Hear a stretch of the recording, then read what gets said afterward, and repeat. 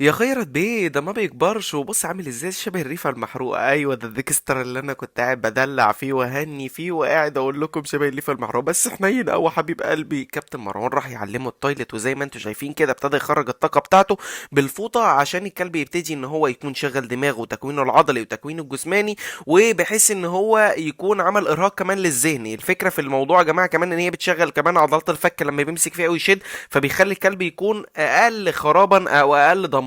وبعد كده ابتدى يحدد له موضوع تحديد المنشأ قدام باب الحمام، وده اتكلمنا فيه قبل كده كذا مره يا جماعه. وموضوع تدريب التويلت ده مش صعب، عشان في ناس بتكلمني تقول لي احنا عملنا كل حاجه والكلب بيطلع يعمل بره. بيطلع يعمل بره ازاي وانت حددت له المنشأ يا ليفا؟ بيطلع يعمل كده ازاي يا حبيبي؟ يا حبيبي انت التحديد المنشأ ده الكلب يفضل قاعد قدام باب الحمام ما يتحركش، ولو انت رايح تشتغل في اي حاجه او رايح هتعمل اي حاجه بتحط حاجز على بال ما ترجع، عشان توصل في الاخر للنتيجه اللي انت شايفها دي، وان الكلب يثبت يخش يعمل جوه تويلت ويطلع يلعب وياكل ويشرب بره ويرجع تاني